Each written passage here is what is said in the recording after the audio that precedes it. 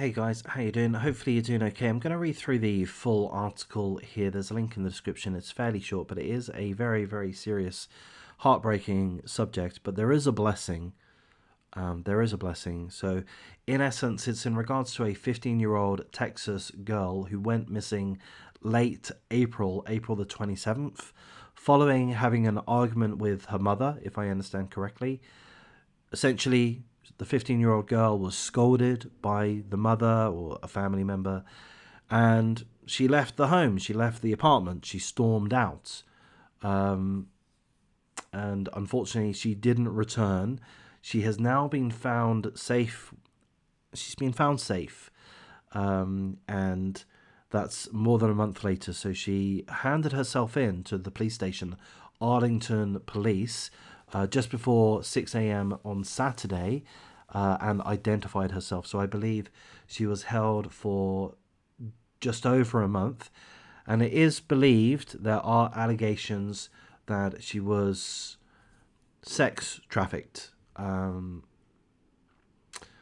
as I say, there was an argument. She stormed out of the home and she never returned. The family, the mother, knew that that wasn't normal. They knew that their 14-year-old daughter wouldn't do such a thing. And seemingly she was essentially abducted. There were human traffickers awaiting in the area looking for potential victims. And they abducted this 15-year-old girl. It's been confirmed that sexual assault and abuse allegations are being investigated, and seemingly she was forced to do things that she ought not have been forced to endure. Initially, when the mother reported the girl missing, she was considered a runaway due to the nature of her leaving. She stormed out of the home, and I believe that perhaps delayed the urgency in the search for her. It took 2 weeks before she was considered a critical missing person. And again, it seems that she was preyed upon. So we're told now that she is home, she is safe. I'm reluctant to say that she's well. I'm sure that she has a long road to recovery, I would imagine, on a perhaps physical level, but certainly on an emotional, psychological level, a long road to recovery. And we pray for her. We wish her the absolute best, as well as her family, as well, of course, as her mother. There is a quote from the mother saying that she's going to get the best care that we can offer her, and we start the healing process. She's pretty resilient, so she will heal from this as well. And I'm sure she will, and I hope and pray that she does. I don't want to comment overly in regards to sexual abuse. I've got no idea as to how it would be to be victimized in regards to sexual abuse. But I'll say this comment, and maybe this is offensive. It's not meaning to be. But it does seem that sexual abuse does, I'll say, does affect different people in different ways, or perhaps rather it's more appropriate to say some people, for whatever reason, are better equipped to cope with their abuse than others. I mean, it's going to be hugely damaging to everyone, I would imagine, and would take a long time to overcome the psychological, emotional damage that it would cause, the trauma. But it does seem that there are many people out there that do overcome their issues and that are able to, just cope with life in general and lead a normal life. And I hope and I pray that that is the case with this young 15-year-old girl. So I'm going to wrap things up here at this point, guys. So as I say, it's a terrible, terrible situation. A 15-year-old Texas girl was essentially abducted after having stormed out of her family home due to an argument. These things happen. And she's been subjected to a month of, torture, let's say, sexual abuse, seemingly. Those are the allegations. So we hope that the investigation is able to bring up some leads.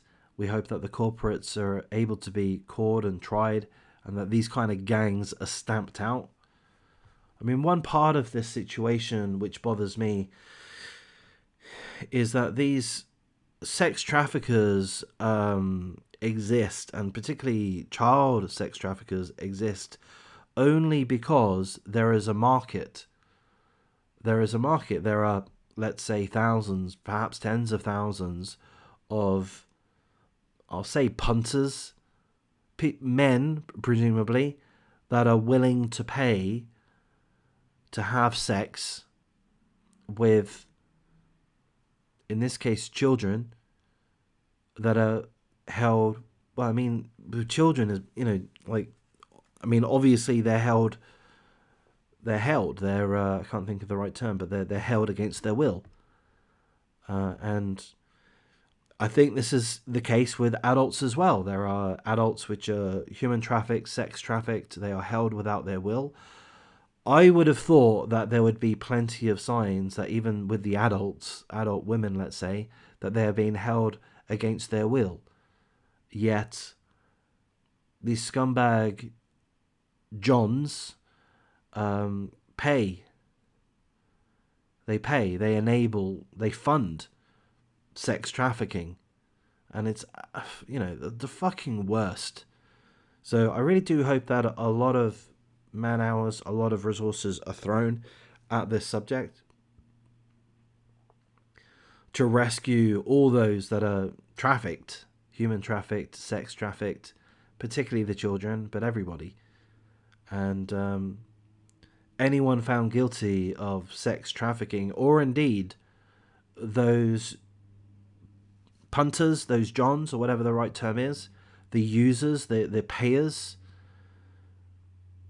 those men, presumably, that pay to have sex with those that are human trafficked, including children, they need to pay.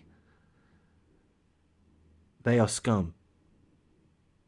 They're all scum. Anyone that's involved in this, holding people against their will, forcing them to do heinous acts, children or adults. It's worse for the children, of course.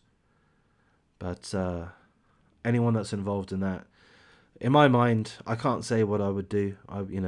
Take them out to the back of the shed. That's how I would handle it. But I'm going to wrap things up here, guys. If you feel that this is a worthwhile topic, please do like, comment, subscribe, share the video as you see fit. Feel free to express yourself in the comment section, even if it's just to say how disgusting this is. It's good to vent. If you have any particular thoughts or insight into the subject, please drop your knowledge, drop your thoughts, and I'm going to thank you for your time.